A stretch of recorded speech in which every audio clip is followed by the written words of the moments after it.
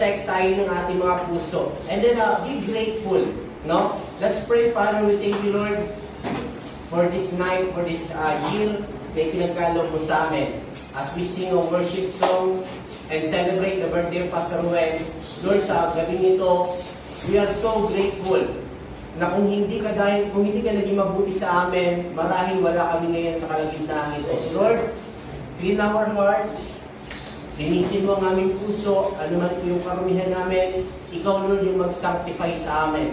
Your blood, Lord, na magbuha sa aming pong buhay, so that maging pleasing kami sa inyong pong harapan. Narito kami, Panginoon, sama-samang magpupuri sa inyo, sama-samang aawit ng isang pagsambang awitin na iniaalay lamang namin sa inyo. Hindi kilala ka namin, Diyos ni Abraham, ni Isaac at ni Jacob. Pakinggan mo, Lord, at hindi mo po, Panginoon, ang aming pong awitin sa gabi pong ito.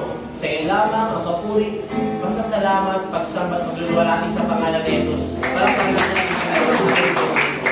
Sabi-sabi natin ang awitin.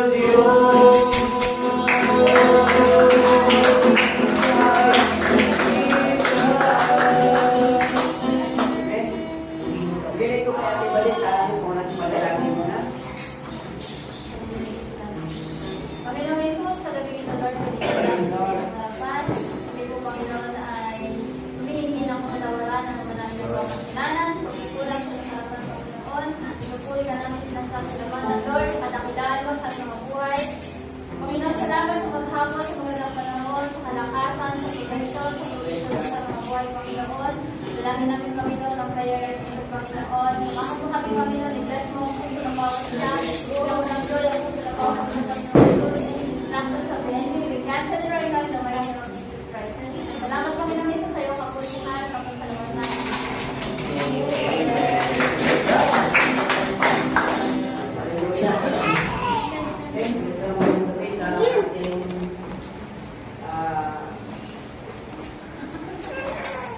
Panalangin ngayong gabi kasi ibig sabihin siya rin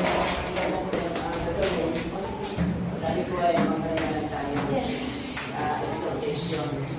Okay, ngayong gabi at panalangin tayo sama sa panalangin ngayong gabi tawag ito na kasalamatan mo natin ng Panginoon ang ginawa ng Panginoon sa atin ng 2025. Papalit tayo ng pagsumpay at patuloy. At ngayon ay nagpapatuloy pa rin tayo. Salamatan natin ng Panginoon. At yun din ang 2026 natin kakalapin ng taon na samahan ng Panginoon. Dobleng protection, dobleng pagpapala. Pili natin ang blessing na pangako ng Panginoon. At isa sa lahat, limitan lang natin na pinagampalan ng ating kapatan sa paglilingkod ng 2025 ng taon. Pangako tayo sa ating Panginoon na magpagamit tayo ng ating puso. Amen. Maging tayo.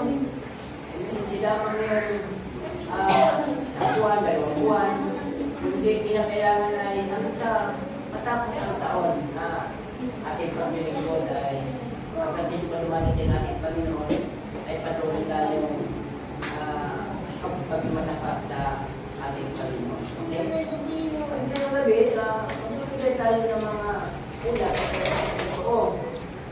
Bago tayo makarinig ng mga pagpapalakit ngayong gabi, pangalan, magbibigay tayo ng pagpasalamat sa ating pagbibalik natin sa kapulihan ng ating Panginoon. Magbibigay tayo ng kapulihan ginawa ng Diyos sa iyo ng 2025 kasi bukas iwanan natin ng 2025 taon panibagong taon bukas. Sige, okay, unahin natin, sino unahin?